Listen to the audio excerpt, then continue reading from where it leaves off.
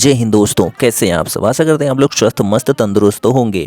तो हम यहाँ पर जो है यूपी बोर्ड क्लास 12th सामान्य हिंदी का सिलेबस लेकर आ गए हैं। तो चलिए हम आपको ऑनलाइन दिखाते हैं। ये अभी नया सिलेबस है, ठीक है, जिसमें कोई त्रुटि नहीं है। तो चलिए सबसे पहले हम गूगल पर आते हैं और गूगल, चाहे आप क्रोम ओपन करिए या फिर कुछ ओपन करिए, ठीक। तो गूगल को हम ओपन करते हैं। जब गूगल को ओपन करते हैं तो यहाँ पर सर्च बॉक्स में हम लिखेंगे क्या, UPMSP। क्या लिखेंगे, UPMSP। जब हम UPMSP लिखेंगे और सर्च करेंगे तो जब UPMSP लिखेंगे तो ये सबसे ऊपर ही आ जाता है। इस पर हम क्लिक, जब हम इस पर क्लिक करेंगे तो हमारे जो है खुल के आएगा ऐसा पेज, ऐसा इंटरफेस देखने को मिलेगा। ये उत्तर प्रदेश बोर्ड की जो है क्या है, एकदम ऑफिशियल साइट है, ठीक है। तो यहाँ पर बहुत सारे नोटिसेस आती रहती हैं जिनको आप पढ़ सकते हैं, ठीक। तो चलिए हम यहाँ पर जो है देखते हैं, 3 डॉट पर क्लिक करके सिलेबस हमको यहाँ पर बताना है।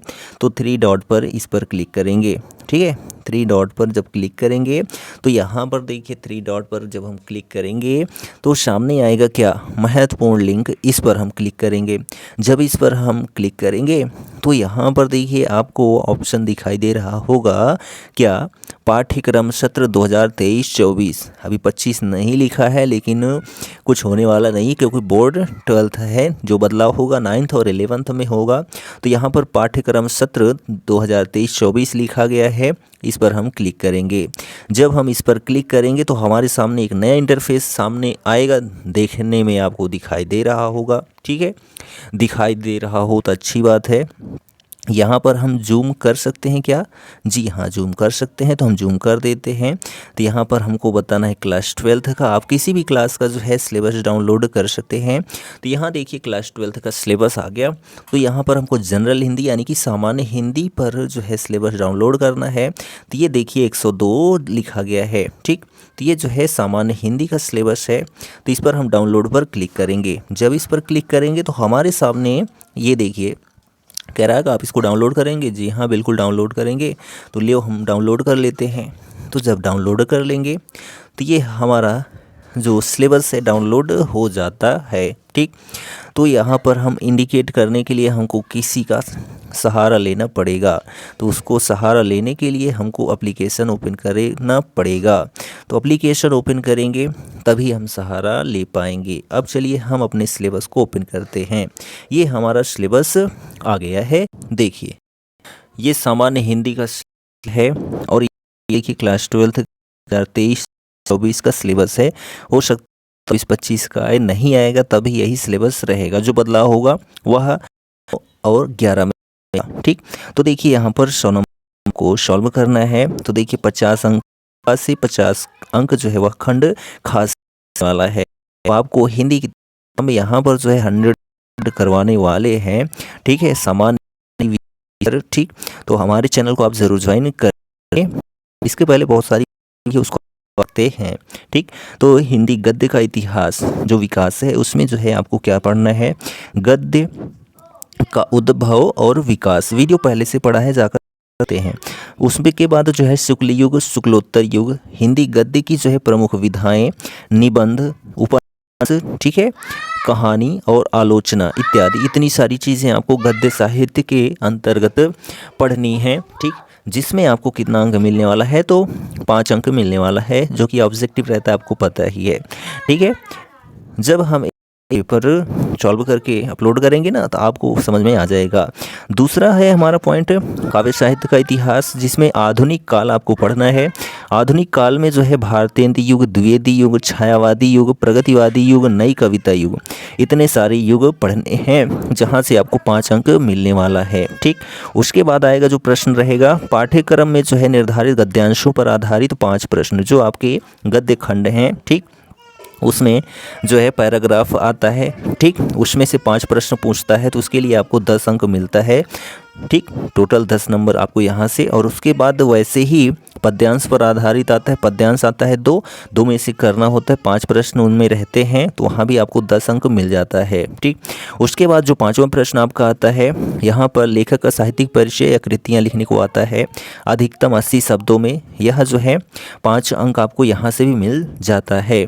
3 जो है आपको साहित्यिक परिचय में जीवन परिचय और जो है साहित्यिक परिचय के थ्रू और जो है कृतियों के थ्रू 2 नंबर, टोटल 5 नंबर मिल जाता है। वैसे ही जो है 5वें प्रश्न में ही कवियों का साहित्यिक परिचय और कृतियाँ 80 शब्द में 5 नंबर यहाँ से मिल जाता है। ठीक, उसके बाद 6ठा प्रश्न जो आएगा, पाठ्यक्रम में निर्धारित कहानियों का सारांश लिखने को आता है या फिर उद्देश्य लिखने को आता है 80 शब्दों में, तो यहाँ पर जो है उसके लिए 5 अंक होता है। ठीक, तो आप जो है 2 कहानी का सारांश या फिर जो 2 कहानी का उद्देश्य याद कर लीजिए, आपको दिक्कत नहीं होने वाली है। 7वां प्रश्न जो आता है, पाठ्यक्रम में निर्धारित खंडकाव्य की कथावस्तु एवं प्रमुख पात्रों का चरित्र चित्रण। तो चरित्र चित्रण एक प्रश्न रहता है और एक का कथावस्तु लिखने को आता है, तो टोटल यहाँ भी 5 नंबर टोटल जो आपके मिल जाते हैं, 50 नंबर यहाँ से मिल जाते हैं। ठीक है, खंड का से अब हम बात करते हैं खंड खा में क्या है। तो खंड खा में भी ऐसा ही कुछ है, लेकिन इसमें व्याकरण ऐड हो जाता है। तो इसमें देखिए 8वां प्रश्न जो रहेगा वह जो है संस्कृत गद्य से रहेगा, संदर्भ सहित हिंदी में अनुवाद करने को आता है, जो कि 5 2 + 5। ठीक है, 2 नंबर संदर्भ का, 5 नंबर उसकी अनुवाद करने को आता है। तो जो है 2 गद्यांश रहते हैं, दोनों में से एक करना होता है, 7 अंक मिल जाएंगे। और वैसे ही श्लोक का आता है। ठीक है, श्लोक में भी 2 श्लोक रहेगा, संदर्भ लिखो उसका अनुवाद करो, टोटल 7 नंबर वहाँ पर मिल जाते हैं। ठीक, फिर लोकोक्तियों एवं मुहावरों के अर्थ एवं वाक्य प्रयोग, तो यहाँ पर जो है आपको एक ही प्रश्न करना होता है, अर्थ लिखेंगे वाक्य प्रयोग करेंगे, 2 अंक मिल जाएंगे। ठीक, अपठित गद्यांश या फिर जो है पद्यांश, तो कोई भी अपठित गद्यांश या पद्यांश प्रश्न पूछ लिया जाता है और वहाँ पर 5 प्रश्न पूछे जाते हैं और उसके लिए आपको 5 अंक दिए जाते हैं। ठीक, ऑब्जेक्टिव भी हो सकता है या फिर डिस्क्रिप्टिव भी हो सकता है, कोई भी हो सकता है। ठीक है, वैसे प्रैक्टिस सीरीज जब करवाएंगे तो आप उसमें देख पाएंगे कैसे प्रश्न पूछे जाते हैं। प्रीवियस ईयर का भी सॉल्व करवाया जाएगा। शब्दों में सूक्ष्म अंतर आता है। ठीक, जहाँ पर आपको 2 अंक देखने को मिलते हैं। ठीक है, जलद जलधि ऐसे जो प्रश्न देखने को होते हैं वही हैं। अनेकार्थी शब्द आते हैं, ठीक, जिनके लिए आपको 2 अंक दिया जाता है। 3-4 शब्द रहेंगे, उसमें से जो है क्या करना पड़ेगा, आपको किसी एक का 2 अर्थ लिखना पड़ेगा। ठीक है, वही होता है अनेकार्थी। अनेक शब्दों के लिए 1 शब्द, तो 2 प्रश्न आते हैं, 1-1 नंबर के आते हैं। ठीक, और उसके बाद वाक्यों में त्रुटि मार्जन, यानी कि वाक्य दिए रहेंगे, उनमें कोई भी न किसी रूप में गलती रहेगी, उनको सुधार कर लिखना होता है, तो उसके लिए भी 2 प्रश्न सॉल्व करने होते हैं, 4-5 रहते हैं। ठीक, 12वां प्रश्न जो रहेगा, काव्य सौंदर्य के तत्व, रस, छंद, अलंकार, ये तीनों पार्ट रहेंगे। ठीक है, इसमें जो है 2-2 अंक सभी में रहेगा। तो रस में श्रृंगार, करुण, हास्य, वीर और शांत है। ठीक, परिभाषा और लक्षण यानी कि उदाहरण लिखना होता है, 2 अंक मिल जाता है, या उदाहरण दिया रहता है, पूछा जाता है इनमें रस, छंद, अलंकार कौन सा है।